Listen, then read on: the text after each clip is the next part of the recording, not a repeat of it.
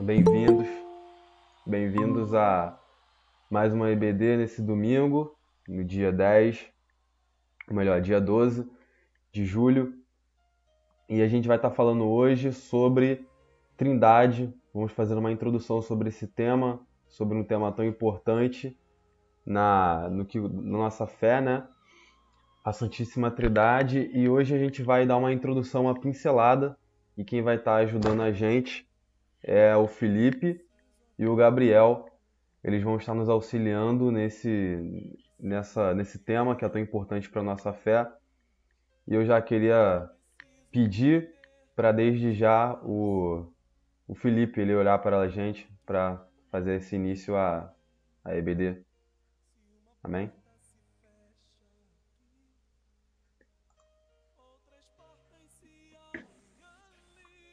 Gente, a paz, bem com vocês?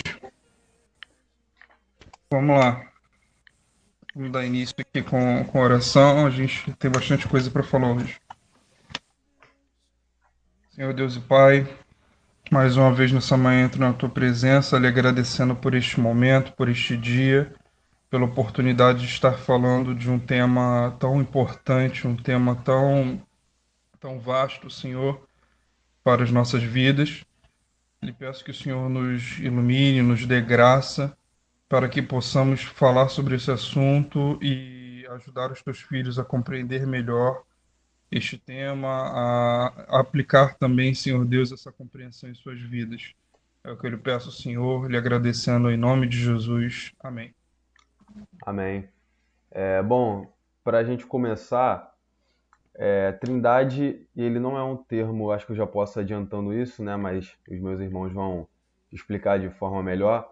Mas ele não é um termo que ele se encontra necessariamente na Bíblia, o termo Trindade. Ele é um termo teológico para definir uma verdade que está estabelecida na Bíblia, que é perceptível, que é Deus Pai, Deus Filho e Espírito Santo, que são que eles se mostram desde o início das Escrituras até o fim delas de maneira clara, mas que esse termo não existe, porém ele é uma coisa que está evidente nas Escrituras. E agora o Felipe ele vai nos ajudar a esclarecer os conceitos iniciais, sendo bem objetivo, para a gente não se confundir muito, mas é um tema que ele exige uma dedicação nossa, porque ele é um dos pilares centrais da nossa fé. Negar a divindade de uma das partes é considerado na nossa crença uma heresia, que outras religiões elas acabam caindo. Então é fundamental a gente ter esses conceitos estabelecidos na nossa mente para a defesa da nossa fé. Então, Felipe, eu vou pedir para agora você conceituar inicialmente e objetivamente o que seria a Trindade, por favor. Muito bem. Vocês estão conseguindo me ouvir direito? Só para eu ter certeza aqui. Uhum, sim, sim. Ok, perfeito então. Vamos lá. Gente, eu andei lendo bastante sobre o assunto, né, durante essa noite, essa madrugada, antes de a gente chegar aqui. E eu encontrei alguns conceitos, algumas ideias a respeito do assunto que são bastante já conhecidas, se repetem bastante, né, ao longo da história da teologia, principalmente quando o assunto o tema foi formulado, né, foi definido, digamos assim. Como o Isaac disse, não é um termo, não é uma palavra que está desde o início na história da igreja. Não, você não vai encontrar essa palavra, você não vai encontrar esse tema escrito assim. A palavra Trindade você não vai encontrar ela. Você vai encontrar algumas referências muito claras e algumas referências que às vezes parecem um pouco subjetivas a respeito da Trindade, mas como é um tipo de ideia que se repete, mesmo que subjetivamente, ao longo das escrituras com muita frequência, então abriu-se a necessidade de conceituá-lo, até porque dentro da história da igreja, em um determinado momento lá no século quarto, século terceiro, século quarto, algumas heresias que já existiam antes, já desde a época de João, quando ele estava escrevendo, se não me engano, a segunda ou a terceira carta, e também na época de Paulo, algumas heresias elas foram tomando forma, foram até se consolidando em determinados grupos cristãos, e surgiu a necessidade de se tratar dessas heresias, de se resolver essa questão em relação à divindade do Filho e em relação à divindade do Espírito Santo.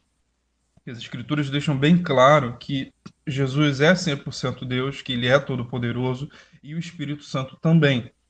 Então não era possível se manter uma ideia de que Deus Pai era superior aos dois e que eles seriam de uma segunda importância.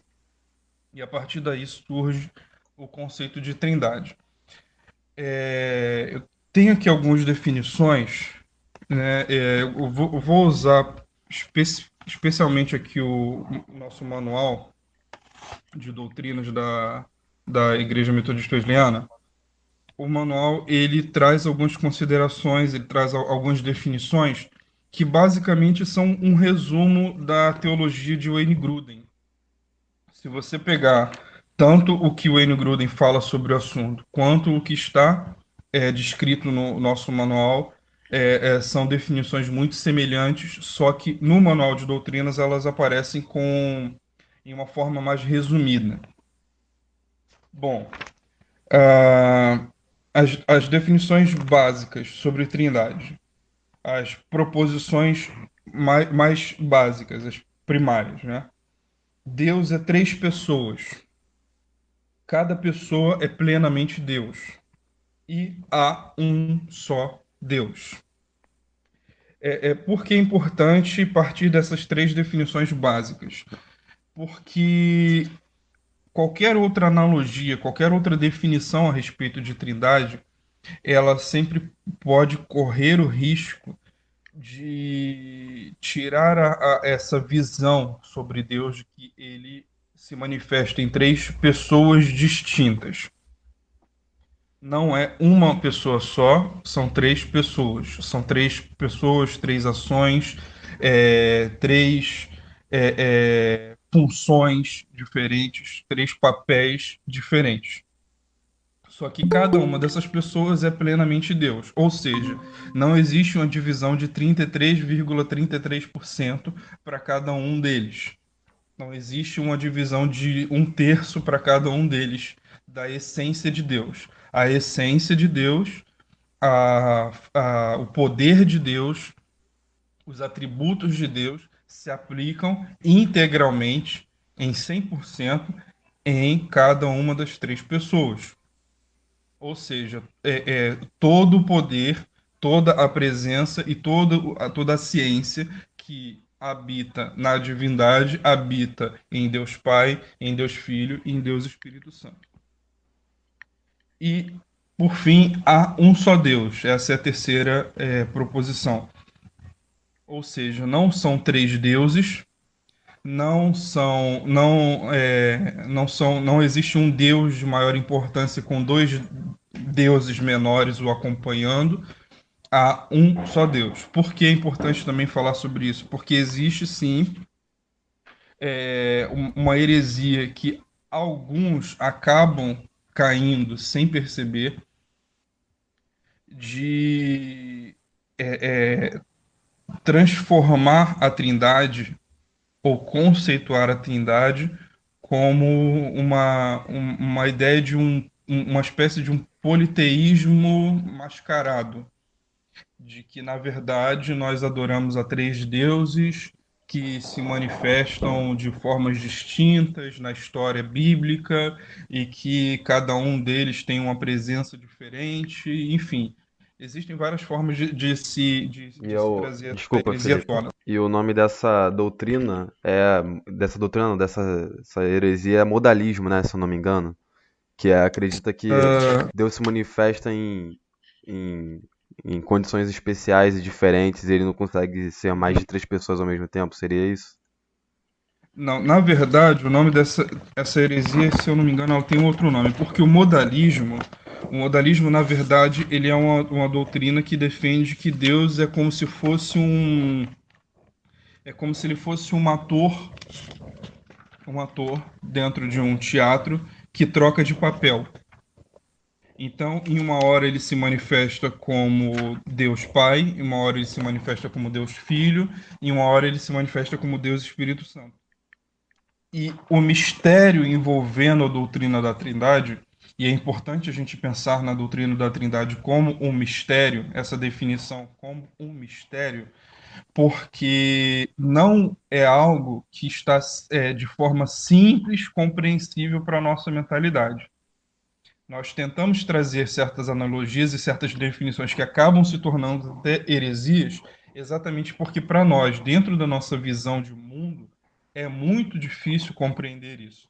Que um Deus se manifesta em três pessoas, que ao mesmo tempo todos são Deus, e ao mesmo tempo se manifestam de formas distintas. Eu estou tentando encontrar aqui agora o nome essa doutrina que eu acabei de citar, em que Deus se manifesta, que poderiam ser três deuses, ela se chama triteísmo. Triteísmo.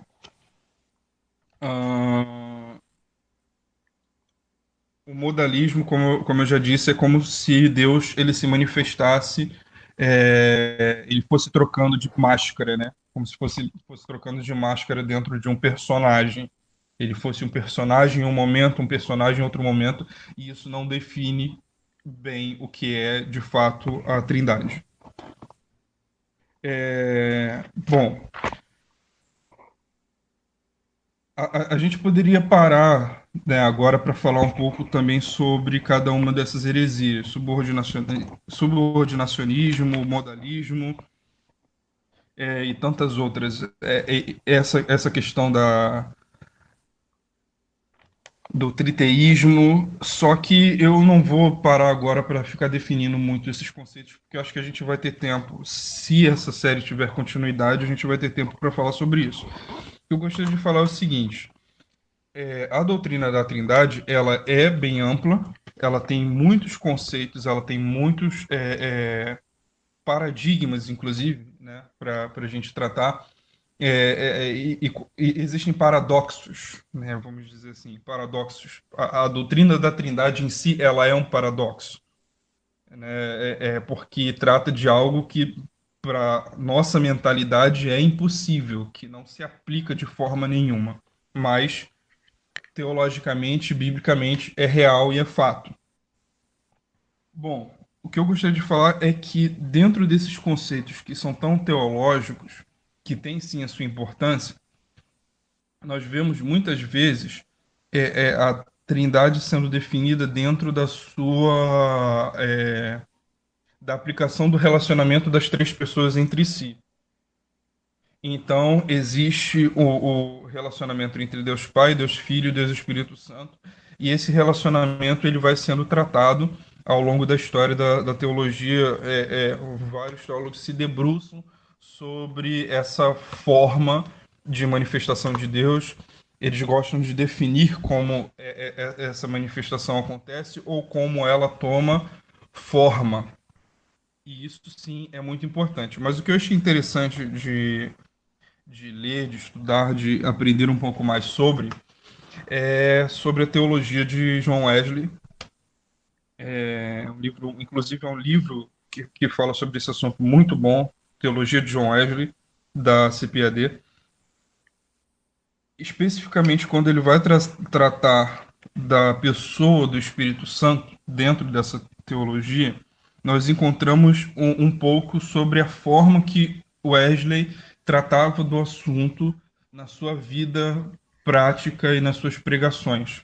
É interessante a gente olhar esse ponto de vista de Wesley, porque para Wesley a maior importância não estava em definir o relacionamento da Trindade entre si.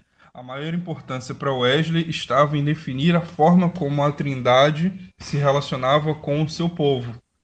a forma como a Trindade se manifestava ao longo da história bíblica e a forma como a Trindade se manifestava para a igreja, a forma como a Trindade se relacionava com a igreja. É interessante que Wesley, na hora de tratar do relacionamento e da comunhão entre Deus Pai, Deus Filho e Deus Espírito Santo, ele gostava de destacar que o relacionamento entre eles, a harmonia entre eles seria plena em um futuro escatológico. E dentro dessa plenitude de relacionamento na Trindade, nós também encontraríamos uma plenitude de relacionamento com Deus. Mas para ele o mais importante era falar da revelação progressiva de Deus através da história bíblica e da comunhão do Espírito Santo com a igreja dentro da sua função e dentro dos seus atributos nessa revelação progressiva. Para Wesley havia uma importância, uma grande importância do que é chamado de trindade econômica. É sempre importante quando a gente pega esses termos que às vezes parecem ser conhecidos para nós, a gente tentar entender o que eles realmente significam. Quando se fala de trindade econômica, se refere à manifestação das três pessoas da Trindade em sua relação com o mundo, especialmente com respeito à execução do plano, ou seja, o plano, a economia salvífico de Deus. Diz respeito ao modo como Deus se relaciona com os seres humanos buscando a sua salvação. Ou seja, a Trindade, Deus, a divindade, ela se relaciona com o mundo, se relaciona com o ser humano buscando a sua salvação. Então, a importância da definição da Trindade para Wesley estava exatamente nesse ponto. Mas existe também a Trindade imanente. E a Trindade imanente, o estudo a respeito desse assunto, refere-se ao relacionamento que as três pessoas da Trindade mantêm entre si. Significa dizer Deus como Deus é, em seu interior. Tendo em vista que Deus é amor, podemos dizer que o amor é a essência da relação da Trindade consigo mesma. E qual é o propósito da Trindade? Aí, mais uma vez, o Wesley também avança nesse ponto. O propósito da Trindade, o propósito de Deus, é trazer para a humanidade, trazer para os seus filhos, trazer para o seu povo o modo de relacionamento que para ele, Pai, Filho e Espírito Santo já é comum, harmônico e amoroso. E eu vou, nesse ponto eu paro por aqui para dar tempo aí ao Gabriel. Beleza, então a gente entendemos com a fala do Felipe que, primeiro, é importante a gente entender que essa explicação sobre Trindade ela é um conceito que é, de certa forma, um paradoxo. Tem um vídeo muito interessante no YouTube que é do Paul Washer, que é um pregador muito famoso, que ele fala, ele dá uma analogia interessante. Ele cita a energia elétrica. É algo que a gente usa, é algo que a gente consome, que existe, mas a gente não sabe explicar como ela chega em termos físicos, em termos quânticos. Então é uma coisa que existe, é difícil para a gente de entender, mas ela existe e ela está expressa e ela é nítida. Então, a existência da Trindade, ela é um fato, ela é uma verdade, são três pessoas distintas, mas ao mesmo tempo que são uma pessoa só, para a gente é difícil de entender isso. Mas, como o Felipe disse, é importante a gente entender como essas três pessoas se relacionam com a gente, nós, que somos seres humanos.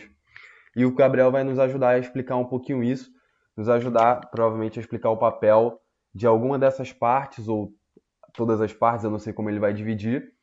Porém, é importante a gente entender, sim, é uma explicação paradoxal, ou seja, que parece não fazer sentido, em sentidos lógicos, mas ela existe e ela é expressa nas escrituras. Então, a gente precisa entender como essas pessoas vão falar conosco, como a gente se relaciona, e também entender, de certo ponto, como elas se relacionam entre si. Mas é importante a gente entender esses fatores e como Jesus Cristo fala conosco, qual o papel dele, qual o papel do Espírito Santo e qual o papel de Deus Pai e por que Deus Pai é referenciado como Deus Pai. Tá bom? Então fala aí, Felipe. Gabriel Felipe, melhor dizendo. Bom dia a todos. Vamos dar continuidade aqui. Eu quero começar falando um pouco sobre a importância de entender a Trindade. tentar ser um pouco mais pragmático, mais enérgico, porque às vezes quando a gente fala sobre esse assunto, a gente traz um nível de complexidade e aí às vezes as pessoas se perdem a certo momento, porque de fato é um assunto extremamente complexo de se entender ou de se definir, mas quero falar um pouco primeiro sobre a importância desse assunto. E eu digo que ele é extremamente importante, principalmente para a vida devocional. Um cristão, ele é incompleto quando ele não consegue entender a obra por completa de Deus, de Jesus e do Espírito em sua vida. Então, os três são Deus, como a gente já falou, isso todo mundo já sabe, mas eles desempenham papéis diferentes. E entender esses papéis, ele é saudável para a vida do cristão. É saudável se relacionar com Deus, sabendo de fato quem Deus é, a mesma coisa com o Espírito, a mesma coisa com Cristo. Salmos 89, depois fica uma lição de casa para todo mundo ler. Deus ele estabelece ali a aliança dele com Davi, dando perpetuidade ao cumprimento de uma promessa que ele tinha feito, que seria de trazer a existência aqui ao mundo material seu filho. E ali, em momentos do texto, você consegue perceber a respeito do caráter do próprio Deus. E a partir dali, você percebe que em mensagens posteriores, Davi ele se relaciona com Deus sabendo de fato quem Deus é. Então é importante saber quem Deus é, quem o Espírito Santo é, quem Jesus é e quais os papéis eles estabelecem nesse plano poderoso de redenção, né, que a gente vive. E entender esses papéis nos traz mais perto de Cristo, nos traz mais perto de Deus e nos traz mais perto do Espírito Santo também. Então, para começar, eu quero falar para todo mundo que está ouvindo a gente para abrir em 1 João, capítulo 5, versículo 7. 1 João, capítulo 5 e versículo 7. Nós não temos a palavra trindade na Bíblia, como o Isaac bem falou, mas nós temos vários versículos que dão, de fato, a entender que a trindade existe, como ela trabalha, e a gente vai explorar um pouquinho só desses versículos. 1 João, capítulo 5, versículo 7, diz assim: pois há três que dão testemunho, no céu o Pai, a palavra, que de fato aqui João está falando de Jesus, e o Espírito Santo. E esses três são um. E três são os que testificam na terra: o Espírito, a água e o sangue. E os três são unânimes, num só propósito. Lá em Salmos 2, quando nós vamos estudar sobre escatologia, o Salmos 2 é um salmo extremamente importante para falar sobre Cristo, sobre o poder de Cristo sobre a morte, sobre as últimas coisas. E aí, em algum momento em Salmos 2, se eu não me engano, versículo 7, deixa eu até ver aqui se é realmente o 7. Versículo 7, Deus fala assim, ó: tu és o meu filho, e hoje eu te gerei. Pede-me, e eu te darei as nações por herança, e os fins da terra por tua possessão. A palavra trindade, ela começa a ser definida no concílio de Nicéia, e nesse concílio, os cristãos, os primeiros cristãos ali da igreja, né, mais ou menos no ano 325, eles vão se reunir para tentar falar sobre verdades a respeito da fé.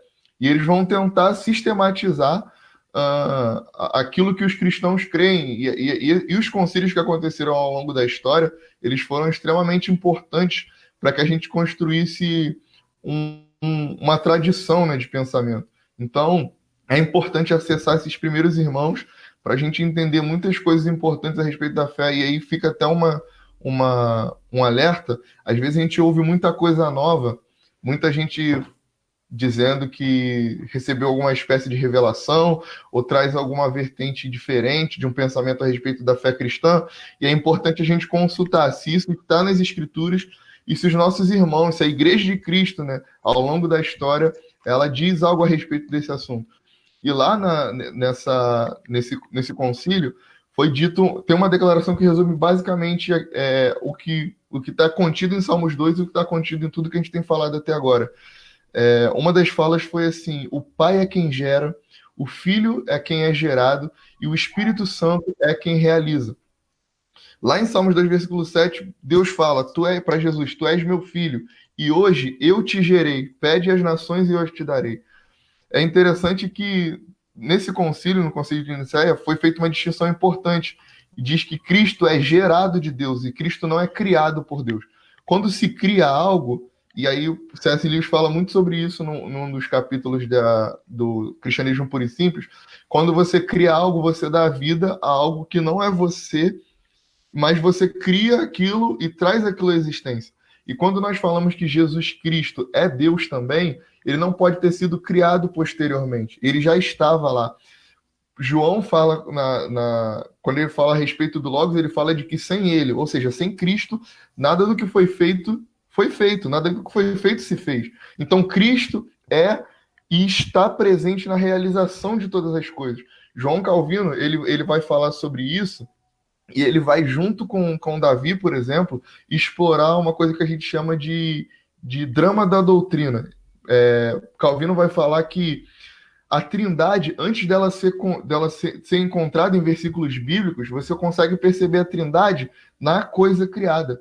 É como se a vida que a gente vive, ela fosse um drama, como se ela fosse uma história, e a criação fosse o cenário dessa história.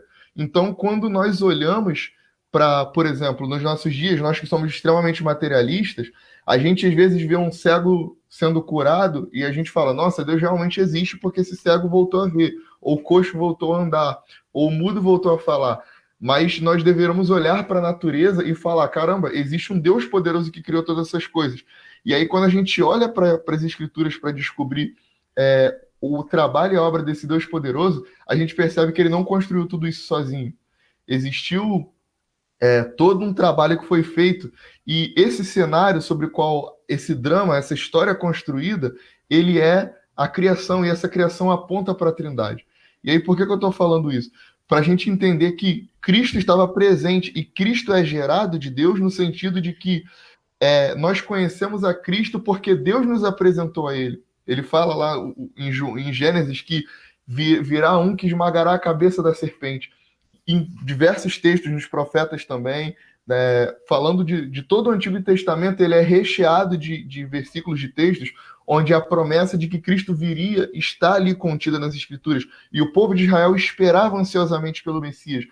Por isso que Cristo é gerado de Deus, porque a origem de Cristo ele consegue ser percebido por nós como humanidade, quanto humanidade, porque Deus nos apresentou a ele. Então, deixa eu dar um exemplo político aqui. Nós só conhecemos a Dilma Rousseff, que foi uma das nossas presidentes, porque nós conhecemos o Lula, Luiz Inácio Lula da Silva. E, de certa maneira, a gente pode falar que a Dilma ela foi gerada pelo Lula. E essa é uma figura completa, e para a gente entender, que a gente sabe que ela não existiu depois do Lula, ou ela não existiu porque o Lula existiu, mas a figura dela quanto presidente, ela só existe porque alguém a apresentou ao mundo, alguém apresentou ela ao Brasil. E dessa forma, Cristo é gerado de Deus, porque Cristo é conhecido porque Deus é conhecido. E aí está aqui uma coisa importante desse drama da doutrina, é que Cristo é gerado de Deus porque Cristo só é conhecido por causa de Deus. E quando Cristo vem e realiza uma obra, Paulo fala em Colossenses que foi dado a ele um nome acima de todo nome, para que todo joelho se dobre nos céus e na terra e toda a língua confesse. Então, os papéis aqui se invertem. Parece que a Trindade ela tá brincando na maneira de se relacionar com a humanidade. No Antigo Testamento só se conheceu a Cristo porque Deus o apresentou ao mundo. E agora, depois dessa nova aliança, Deus só é conhecido se Cristo o apresentar.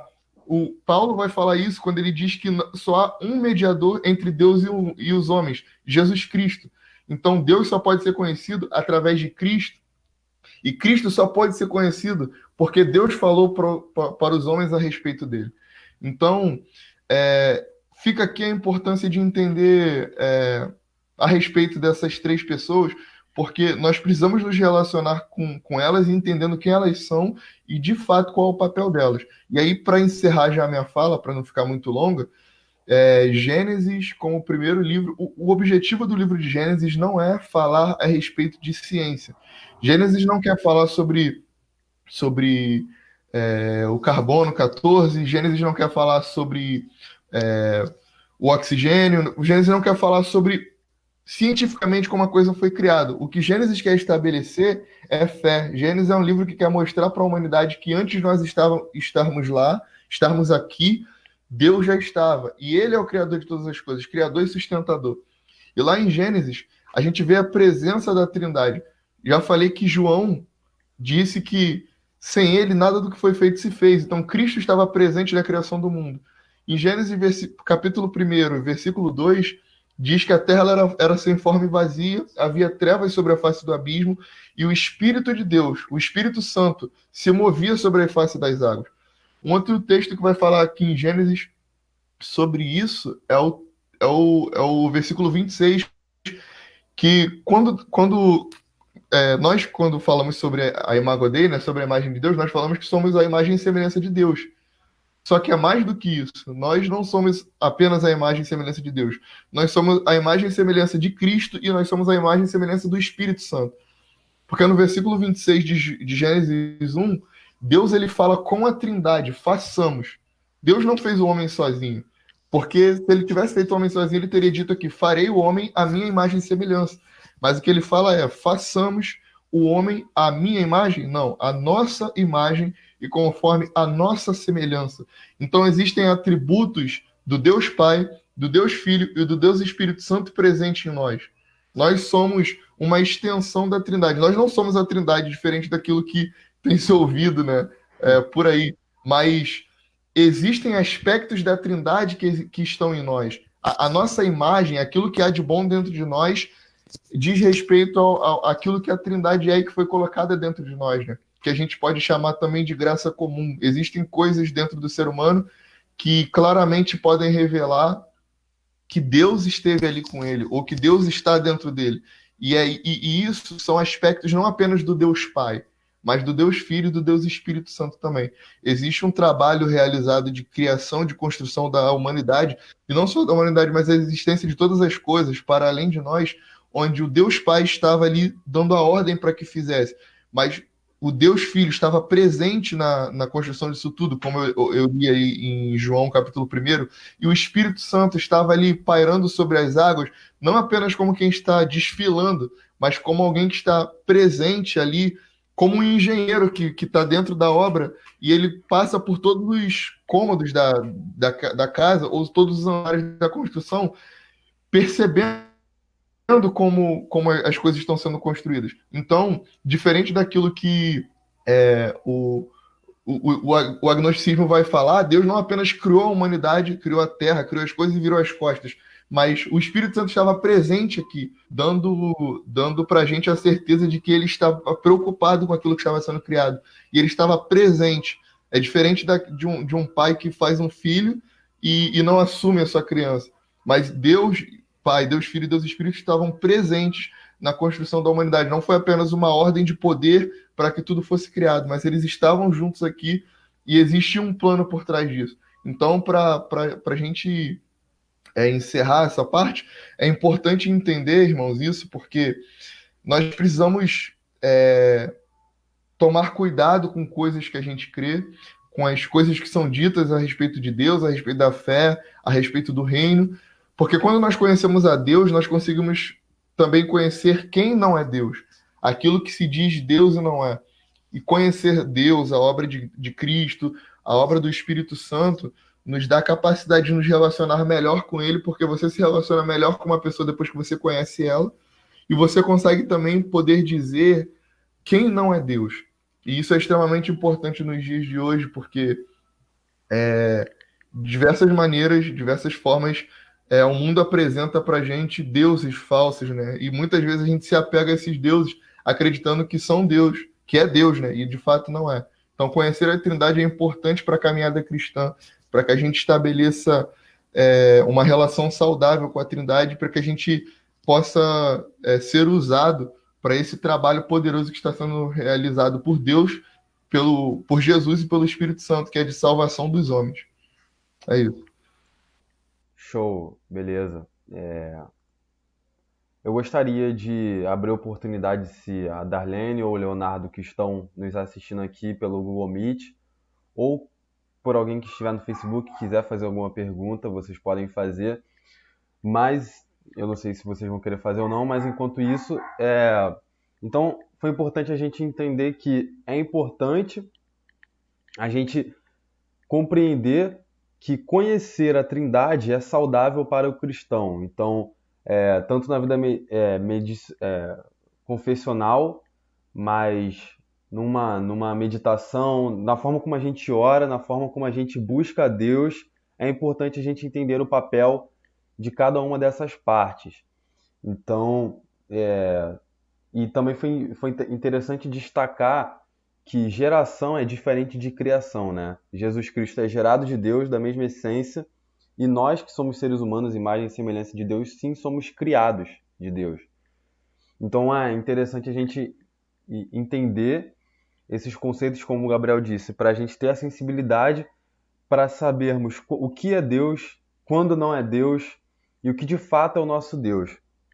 Então, eu não sei se alguém tem alguma pergunta, Darlene e Leonardo, não sei se vocês têm alguma colocação, alguma coisa que queiram falar, mas se não, Felipe, você preparou alguma coisa para acrescentar? Quer fazer algum acréscimo no que o Gabriel falou? Eu vou tentar ser rápido aqui também. A única coisa que eu queria trazer em relação a isso, que eu acho que a gente falou pouco, foi em relação às analogias. Eu acabei pensando em algumas outras coisas enquanto o Gabriel estava falando, e o Gabriel fala sobre o assunto. É muito interessante, é muito importante. E como eu falei, dentro do que eu estudei, dentro do que eu andei lendo de ontem para hoje, eu achei muito importante a aplicação da teologia de Wesley dentro do nosso estudo, porque Wesley ele tem essa predileção pelo pragmatismo, né, por aquilo que é prático, daquilo que é real. Eu acho isso importante porque às vezes a gente perde muito tempo com definições teológicas, a gente perde muito tempo com definições que não são tão práticas, com definições que não são muitas vezes aplicáveis para o nosso dia a dia, para o nosso cotidiano. É importante lembrar também que para Wesley e para nós, como cristãos, independente da época, existe uma primazia de importância no relacionamento com o Espírito Santo, porque o Espírito Santo é aquele que transmite para nós essa presença, esse relacionamento, essa relação, essa manifestação visível, palpável, tátil de Deus, da ação de Deus em nossas vidas, da ação de Deus na vida da igreja, da ação de Deus nesse plano da salvação. É importante nós entendermos quando Paulo fala que nós não devemos apagar o Espírito Santo. É importante nós entendermos quando ele fala que nós não devemos entristecer o Espírito Santo. Quando Cristo fala que o pecado contra o Espírito Santo ele não será perdoado. É importante nós pensarmos nisso, pensarmos na importância disso, porque o Espírito Santo é a pessoa da Trindade com quem nós nos relacionamos hoje. O Espírito Santo é a pessoa da Trindade que manifesta Deus para as nossas vidas hoje, no nosso cotidiano, na vida da igreja. E pensando em analogias, Isaac tinha falado sobre eletricidade, o Gabriel trouxe aí uma questão de política. Eu acho que a gente tem que tomar assim, muito cuidado na hora de trazer qualquer tipo de analogia, porque, como disse o próprio Gruden aqui também, toda analogia ela contém falhas. Então, às vezes, algumas analogias elas servem para explicar algo parcialmente, mas ela traz o problema na hora de definir a totalidade. Por exemplo, uma das analogias mais famosas é a comparação da Trindade com os 3 estados físicos da matéria: sólido, líquido e gasoso. A água em estado gasoso, ela não é toda a água, porque tem a água em estado sólido. E a água em estado sólido também não é toda a água, porque tem a água em estado líquido. E a água em estado líquido, gasoso ou sólido não cumpre as mesmas funções e nem tem o mesmo poder de atuação que a água em qualquer outro estado. Então, aí se encontra o mistério da Trindade, porque Deus é três pessoas, se manifesta em três pessoas, ao mesmo tempo, com funções distintas, tendo todo o poder e todos os atributos. E nisso há uma complexidade muito grande. Eu já vi gente dizendo que, tentando usar a analogia de um ovo, por exemplo. Né? Parece, a gente olhando assim, parece até meio piada falar dessa forma. Né? Mas já ouvi gente dizer isso, não, porque um é a casca e o outro é a clara e o outro é a gema. Mas se você for usar essa analogia também, a gema não é todo ovo, a casca não é todo ovo e a clara não é todo ovo, cada um é uma coisa. E o mistério e a maravilha da Trindade se encontra exatamente nisso. Cada um é uma pessoa, mas cada um é todo, o todo. Agora, como o Gabriel bem falou, é muito importante nós procurarmos, fazermos esse esforço para entender quem é Deus, para entender a manifestação de Deus, porque isso tem implicação direta na nossa vida cristã, isso tem implicação direta no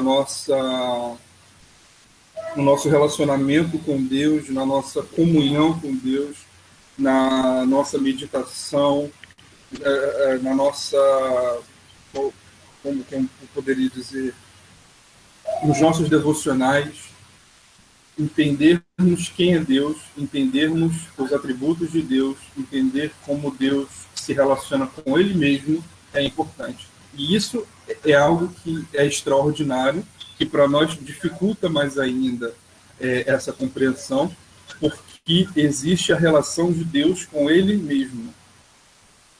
E nós, como seres humanos, não sabemos, não entendemos, não compreendemos o que é essa relação de Deus com Ele, essa relação nossa com nós mesmos, não, essa relação de corpo com alma e espírito.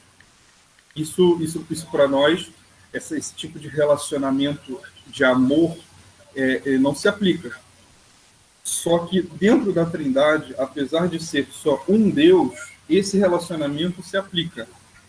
E esse tipo de relacionamento que existe lá deve existir entre nós, igreja, como membros do mesmo corpo, e ele só vai alcançar a plenitude na vida eterna. Então é isso. Show. Beleza.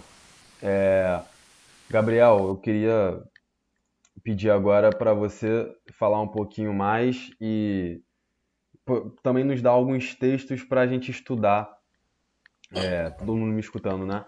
Para a gente estudar sobre esse tema. Você mencionou aí João, capítulo 1 João, capítulo 5, versículo 7 e 8, para a gente já estudando, para a gente só não ficar também muito na nossa fala, que a gente tivesse mais textos base que comprovem a existência da Trindade, já que a gente hoje é a apresentação do tema. Eu me lembro do texto do batismo de Jesus, onde tem a menção das outras, de Deus Pai, de Deus Filho e de Espírito Santo, né? E eu também gostaria de outros textos para a gente ir já estudando ao longo da semana, porque na semana seguinte nós vamos nos aprofundar. Em cada semana a gente vai se aprofundar em uma das partes, em uma das pessoas de Deus. Então, eu queria te pedir... Oi, diga. Não. Só para eu só ia referenciar o texto que você falou, mas tem um texto muito bom que a gente usa, que é o da grande comissão, né? Mateus 28, versículo 19. Portanto, ide, fazeis discípulos de todas as nações, batizando-os em nome do Pai, do Filho e do Espírito Santo. É difícil a gente achar muitos textos onde apresente os três ao mesmo tempo, né? Usei um texto de 1 João, a gente vai ver muito texto falando sobre um específico, alguns textos falando sobre Deus Pai, outros falando sobre Deus Filho, outros sobre o Espírito Santo, alguns textos falando sobre Deus e o Espírito Santo, outros textos falando sobre Jesus e o Espírito Santo, outros textos falando sobre Deus e o Espírito Santo. Então, os três, assim, a gente não tem uma vasta quantidade de texto, mas a gente tem texto que a gente pode falar. A gente tem esse de Mateus 28, 19, fala sobre a grande comissão. A gente tem Mateus 3 também. Deixa eu ver se eu acho qual o versículo. Mateus 3,16. A gente vê a relação ali de Jesus com o Espírito Santo, e sendo Jesus batizado, saiu logo da água, e eis que se lhe abriram os céus, e viu o Espírito de Deus, descendo como pomba e vindo sobre ele. E aí agora a relação do Deus Pai, né? E eis que veio uma voz do céu que dizia: este é o meu Filho amado, a quem eu tenho prazer. Jesus é batizado, o Espírito Santo desce sobre Jesus, e Deus Pai do trono, ele diz: esse é o meu Filho amado, a quem eu tenho prazer. Então, a Trindade ali presente no próprio batismo de Jesus. E a gente vê como é interessante, por exemplo, voltando ao que eu tinha falado sobre o drama da doutrina, parece que realmente a gente está falando de uma peça de teatro, como se o mundo fosse uma peça, a criação fosse um cenário, e nós fizéssemos parte, e esses acontecimentos que são importantes, eles fossem um enredo que marcasse.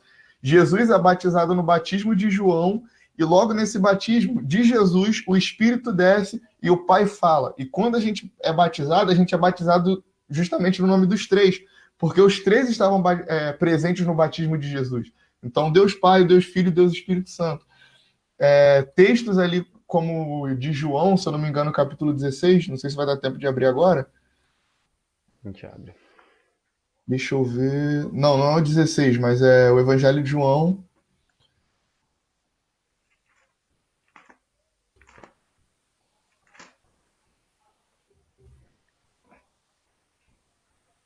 E ali no capítulo 17, por exemplo, a gente tem uma série de textos onde Cristo afirma a relação dele com Deus.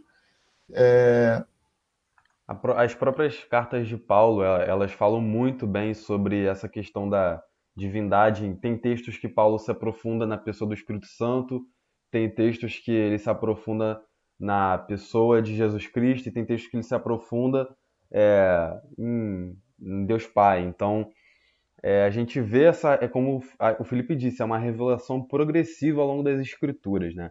Eu não quero falar tanto ainda sobre o Antigo Testamento. Eu acho interessante a gente falar sobre o Espírito Santo. Quando a gente for falar sobre o Espírito Santo, e tem muitos textos no Antigo Testamento, né, que falam sobre o Espírito Santo, que já se revelava desde muito tempo atrás. Mas o fato é que a revelação ela é progressiva ao longo das Escrituras, e é evidente. Mas Sim, voltando lá em João 17, ó. A oração que Cristo faz pela sua igreja. Esse texto é maravilhoso. E a gente tem muito forte a relação ali de Deus Filho com Deus Pai, né? Ele fala assim, ó: Jesus falou, versículo 1, assim, e levantando seus olhos ao céu, disse: Pai, é chegada a hora, glorifica o teu Filho, para que também o teu Filho te glorifique a ti. Assim como ele deste poder sobre toda a carne, para que dê a vida eterna a todos quanto lhe deste. O Pai deu ao Filho os homens. Então, por isso que para os homens acessarem o Pai, precisam acessar por meio do Filho. E ele fala, versículo 5, e agora glorifica-me tu, ó Pai, junto a ti mesmo, com aquela glória que tinha contigo antes que o mundo existisse. Aí aqui a gente vê que não é uma relação de subordinação, não é uma relação hierárquica. Jesus estava presente antes que o mundo existisse. E aí, nesse momento, o poder de Jesus ele está submetido à obediência de Deus, porque Cristo é o exemplo de que todo cristão deve ser. Então, Cristo age como todo cristão deve agir. E ele pega esse poder que ele tem e ele deixa que o Pai controle, ele deixa fluir por meio do Espírito.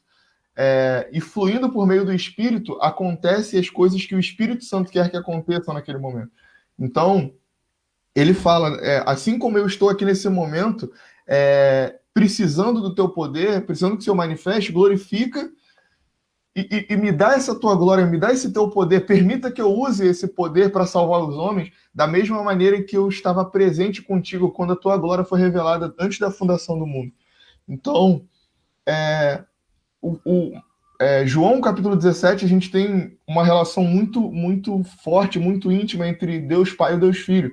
Outro texto ali de João 17, versículo 21, para que todos sejam um, como tu, ó Pai, és em mim e eu em ti, e que também eles sejam um em nós, para que o mundo creia que tu me enviaste.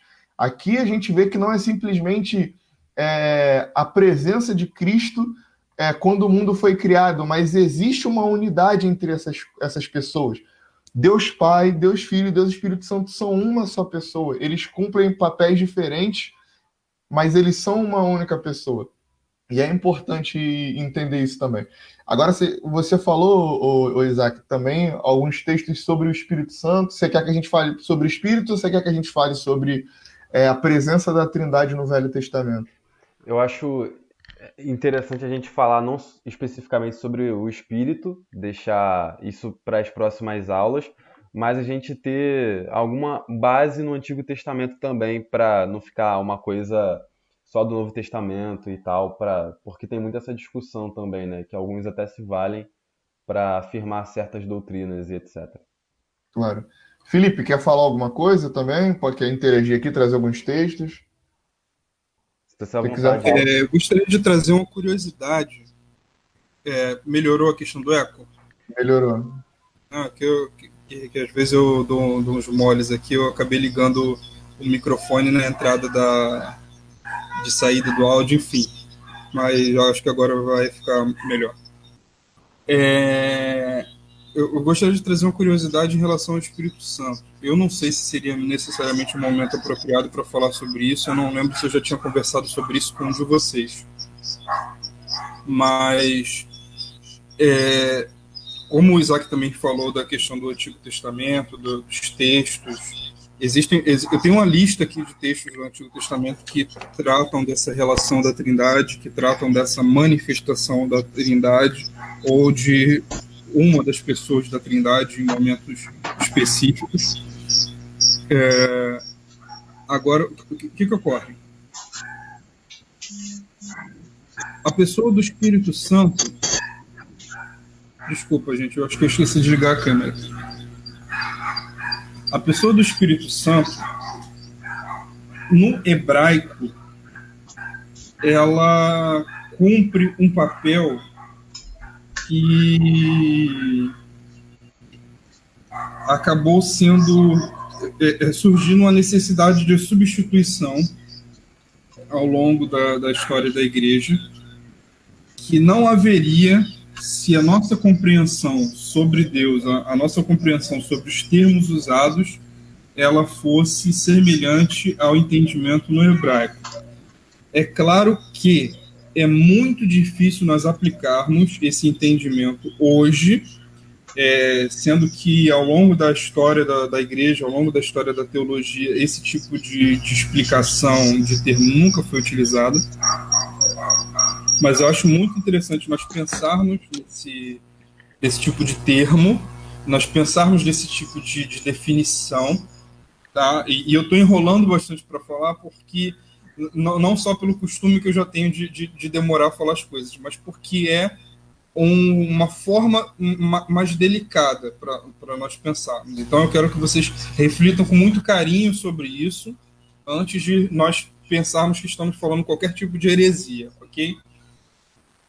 O termo sopro, que é usado para falar do Espírito de Deus no Antigo Testamento e também aparece no Novo Testamento, só que no Antigo Testamento ele tem uma forma muito mais abstrata, né, aparentemente abstrata, que se fala muito sobre o sopro de Deus, sobre o fôlego de Deus, sobre o Espírito de Deus sempre como o vento, como o sopro, como o fôlego.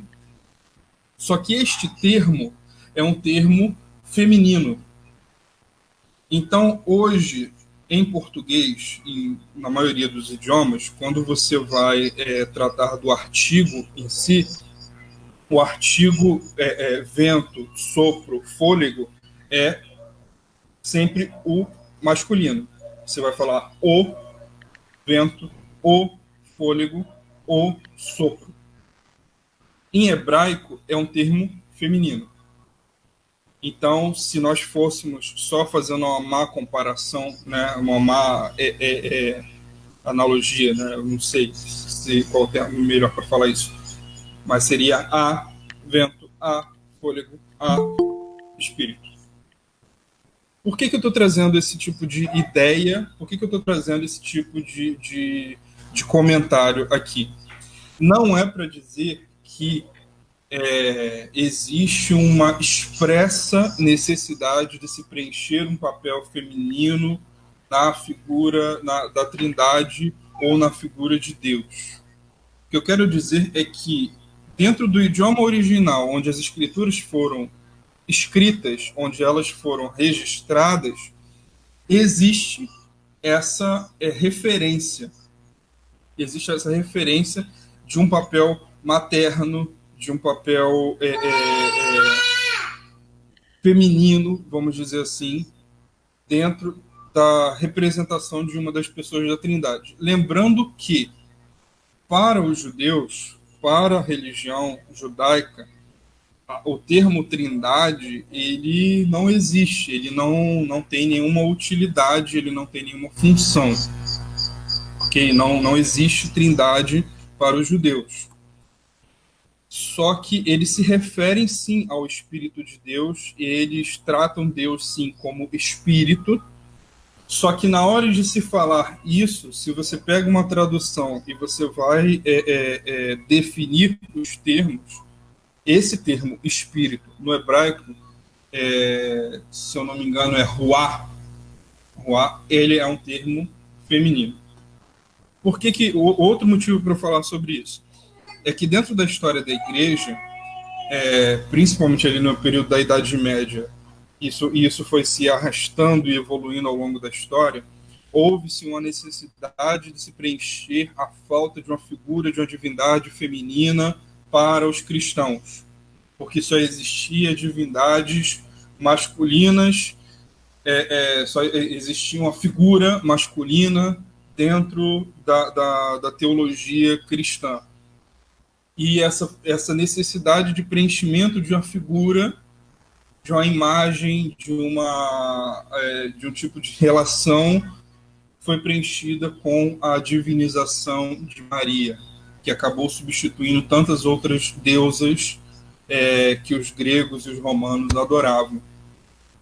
Se esse tipo de compreensão a respeito do papel do Espírito Santo e até mesmo da forma como Deus é citado no Antigo Testamento, na sua relação que é superior ao amor de uma mãe, esse tipo de necessidade de preenchimento de figura, de imagem ou de papel não teria acontecido. Mais uma vez, como muito bem frisou o Gabriel, existe uma necessidade expressa e urgente de nós entendermos a nossa relação com Deus e o papel da Trindade em nossas vidas, nossa comunhão, no nosso cotidiano, para que nós não incorramos no erro de tentar preencher certos espaços da nossa vida, da comunhão que nós precisamos ter com Deus, com outras coisas que vão preencher lacunas que o próprio Deus, em sua essência, em sua plenitude, em sua abundância, já preencheria. Posso citar aqui alguns textos, eu não tem como eu parar para ler todos, alguns eu acho que já até foram citados, mas eu gostaria de citar, para quem quiser anotar, quem puder fazer a leitura, alguns textos do Antigo Testamento que mostram a manifestação da Trindade. Pode ser, Isaac? Temos tempo ainda para isso? Rapidinho. Gênesis 1, versículo 2, que é um texto que o Gabriel já citou, e depois o versículo 26, que fala sobre fazer o homem, né? Façamos o homem conforme a nossa imagem e semelhança. Mais uma vez, o versículo 26, quando Deus fala o façamos, alguns teólogos trouxeram a possibilidade de interpretação do chamado plural majestatis. O que significa isso? Que um ser divino ou um ser com profunda majestade, ele pode se referir a si mesmo no plural. E nós fazemos isso, inclusive, com frequência. Nós usamos muito isso. Quando uma pessoa de determinada importância, ela vai se referir a si mesmo, ela às vezes usa o nós, né? Nós fizemos, nós fomos, nós fazemos, nós faremos. Só que eu descobri isso com um professor também de hebraico, que não existe esse plural majestático no hebraico. Não existe isso. Então, essa referência a respeito do nós, que está presente em Gênesis, lá no capítulo 1, no capítulo 3, e em algumas outras passagens, ela não faz necessariamente não é uma expressão de magnitude, ela é uma expressão de essência, ou seja, na essência de Deus existe um nós, e esse nós também não é uma comunicação de Deus com os seus anjos, com os seus servos, não, é uma comunicação dele com ele mesmo, que mais uma vez manifesta essa comunhão e esse relacionamento da Trindade, das três pessoas da Trindade entre si. Para vocês anotarem, Gênesis também 11, 7, Salmos 2, 7 e 12, Salmo 45, 6 e 7. Inclusive, é uma passagem que o autor de Hebreus aplica, usando especificamente em relação à pessoa de Cristo. Eu gostaria de ler somente este texto de Salmos, Salmo não tem capítulo. Salmo 45, versículos 6 e 7. O teu trono, ó Deus, é para todo sempre. O cetro de justiça é o cetro do teu reino. O Senhor, ó Rei, ama a justiça e odeia a iniquidade. Por isso, Deus, o seu Deus, ungiu com óleo de alegria, como a nenhum de seus companheiros. Hebreus capítulo 1, versículo 8.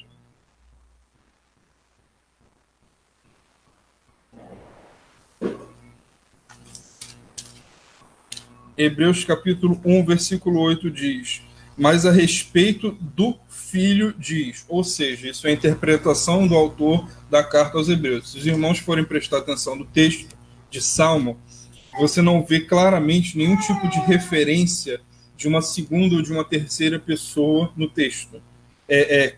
Claramente dizendo que é o Filho de Deus, que é o Espírito de Deus, ou algo assim. O texto do Salmo 45 diz: todas as suas roupas, o Senhor, ó Rei, ama a justiça e odeia a iniquidade, por isso seu Deus o ungiu com o óleo de alegria, como a nenhum de seus companheiros. Em Hebreus, a respeito do Filho, ou seja, Hebreus deixa bem claro, é a respeito do Filho. Ele diz: o teu trono, ó Deus, é para todo sempre, cetro de justiça é o cetro do seu reino, amaste justiça e odiaste a iniquidade, por isso Deus, teu Deus, te ungiu com óleo de alegria como a nenhum dos seus companheiros. E aqui existem outros textos, não vou parar para fazer mais nenhum comentário a respeito deles agora. Salmo 110, 1, que é interpretado por Jesus em Mateus 22, 41 a 46. Salmo 110, versículo 1, interpretado por Jesus em Mateus 22, 41 a 46. Isaías 6:8, 11:2, 48:16, 61:1 e 63:10 e 16. Eu acredito que o vídeo vai ficar gravado. Quem quiser depois voltar nesse pedaço para pegar esses textos e reler seria muito importante. Felipe, então, as citações à Trindade dentro do Antigo Testamento, eu gostaria de finalizar somente dizendo isso, elas são sim frequentes, apesar de às vezes parecerem subjetivas, mas muitas dessas citações carecem de interpretação. E é sim muito importante nós sempre irmos e voltarmos entre Antigo e Novo Testamento para encontrar essas referências e encontrar até explicações sobre elas. Eu acredito que se Paulo, o autor aos Hebreus e tantos outros escritores do Novo Testamento tivessem tido um pouco mais de tempo, eles teriam trazido dezenas de outras interpretações e referenciações que hoje nós temos até uma dificuldade de aplicar para não cair em certos erros. Mas as citações da Trindade, elas são sim presentes, elas são sim abundantes, basta nós lermos um pouco mais, estudarmos um pouco mais e vamos encontrar elas. Amém. Fala aí, Gabriel. Eu ia só falar para ele ler o 63:10 de Isaías. É um texto bem interessante, mas vou aproveitar que eu já leio. Fala assim: Mas eles foram rebeldes e contristaram o seu Espírito Santo. Por isso, ele se tornou inimigo. E ele mesmo pelejou contra eles. Ou até Salmo 104. Algumas pessoas vão falar que quando Gênesis 1:2 fala que o Espírito de Deus parava sobre as águas, sobre a face do abismo, sobre as águas, alguns vão dizer que esse Espírito de Deus, na verdade, deveria ser traduzido como o vento de Deus, o vento impetuoso do Senhor soprava. Só que a gente percebe que, de fato, a presença do Espírito na criação do mundo em textos como Salmos 104, versículo 30, que não foi citado aqui, mas fala assim, ó: envias o teu Espírito e são criados, e assim renovas a face da terra. O texto de Salmo 104, o salmista está falando sobre as bênçãos de Deus e quanto Deus deve ser glorificado pela maneira em como também ele criou todas as coisas. E aqui ele coloca a obra do Espírito como aquele que renova a face da terra. E que junto com essa força de renovar a face da terra, ele envia a glória do Senhor. E a glória do Senhor manifesta sobre a criação. Então é só mais um dos textos. E assim, já até para sintetizar tudo, a presença do Espírito tá em textos que já foram citados. O Felipe citou vários, eu citei alguns aqui também. Jesus aparece muito como o anjo do Senhor. Em diversas situações ele aparece, por exemplo, para Abraão, ele aparece para Sara, aparece para, se eu não me engano, acho que Balaão também, o anjo do Senhor aparece. A figura de Jesus como anjo do Senhor na história de Jacó, na luta de Jacó, que ele fala que Jacó lutou com Deus. Alguns dizem que é a tipificação do próprio Cristo ali também. Então, existem diversos textos que colocam assim a presença de Jesus e do Espírito Santo no Antigo Testamento. O Deus Pai a gente nem precisa falar, né? Porque é a presença mais forte ali em termos de texto que a gente pode dizer. Conversas com Moisés, conversas com Abraão, as conversas com o povo de Israel, as visões ou as revelações que são dadas pelos profetas, e Deus Pai está presente, e a gente tem textos recheados para afirmar isso.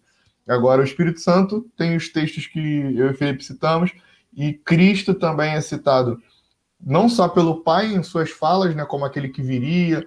Em Deuteronômio também fala sobre isso, sobre o papel de Cristo e sobre a vinda dele. A gente até conversou sobre isso, Isaac. Eu não lembro se foi numa EBD ou se foi numa conversa informal, que existe um texto em Deuteronômio, que ali é o primeiro texto explícito. Eu não digo que os outros não sejam explícitos, mas a partir ali de Deuteronômio, depois eu procuro o texto aqui, se der tempo eu falo, mas é um texto que deixa claro que Cristo viria para restaurar a ordem em Israel. E ali, a partir daquele texto, se estabelece uma expectativa e uma promessa sobre a vinda de um Messias para, de fato, reinar sobre todas as nações. Então, Cristo é apresentado nas Escrituras pelo próprio Deus, ele é gerado de Deus, e o Espírito Santo tem uma obra poderosa ali também no Antigo Testamento. Acho que é isso. Amém. Amém. Então, só um minuto. Então, a gente já vai finalizar hoje. Eles referenciaram bastante os textos. E na próxima aula, nós vamos abordar, então, a figura de Deus Pai. Quem é Deus Pai, qual a importância dele, como a gente se relaciona com ele, qual o papel dele para nós, hoje em dia, e ao longo da história cristã. Então, qualquer dúvida, não sei se alguém dos que estão acompanhando a gente aqui no Google Meet querem fazer alguma pergunta, querem participar, não sei se ficou confuso alguma coisa, abra a oportunidade aqui para se manifestarem, enquanto não sei se vão se manifestar ou não. Então, já fica a chamada para a próxima aula, no próximo domingo, que nós vamos abordar a figura de Deus Pai, primeiramente, com mais profundidade. Então, é basicamente isso. Gabriel, você quer fazer mais alguém? comentou aqui. Deixa eu só ver.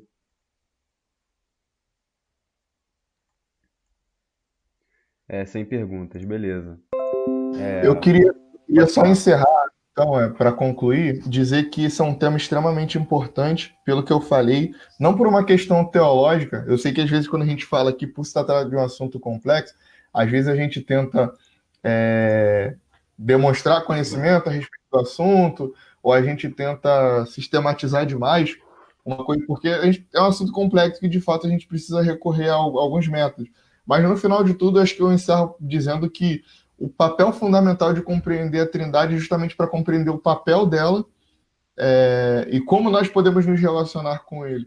Eu acho que para uma igreja é essencial, por exemplo, o apóstolo Paulo lá em Coríntios, ele não condena a igreja de Coríntios pelos dons, mas pela maneira desordenada como eles se relacionavam com os dons.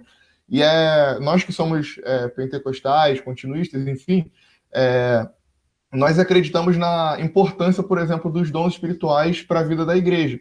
E Paulo, quando vai falar sobre os dons espirituais, ele fala sobre a necessidade do amadurecimento desses dons. E quem dá o amadurecimento é o próprio Espírito. A maneira como a gente se relaciona com os dons e como a gente amadurece nele é a partir de como o Espírito nos ensina a fluir nos dons espirituais. A mesma coisa sobre a obra de salvação. O Espírito é quem nos convence do pecado, da justiça e do juízo. Mas quando nós nos relacionamos com Jesus Cristo, nós podemos, de uma maneira prática, entender o papel de um cristão numa sociedade, porque Cristo veio como nós, como seres humanos, e nos mostrou como cristãos agem. Então, nós podemos olhar para Cristo e entender quem Cristo é, e tem até aquele livro do Augusto Cury, né, em seu lugar, em seu espaço, o que Jesus faria, alguma coisa assim. Mas você pode perceber que essa passagem de Cristo aqui pela Terra nos deixou inúmeras lições, não apenas de um discurso, não apenas de uma boa nova, né, de uma mensagem poderosa, mas de uma maneira prática em como o cristão deve agir perante os desafios que ele lida. Né?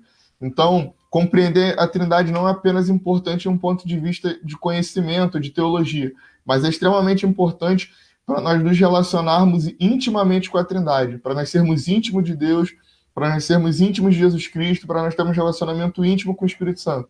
Então, eu acho que é um assunto extremamente importante e que a gente deve se debruçar, e aí acho que nas próximas aulas a gente vai poder falar melhor, mas a gente vai poder ver o quão poderoso e o quão maravilhoso é conhecer mais a Deus, e ele deixou inúmeras passagens, inúmeras mensagens nas Escrituras que pudessem nos mostrar quem ele é, e se revelou a nós. A gente precisa acessar esse conhecimento que foi nos dado. Amém.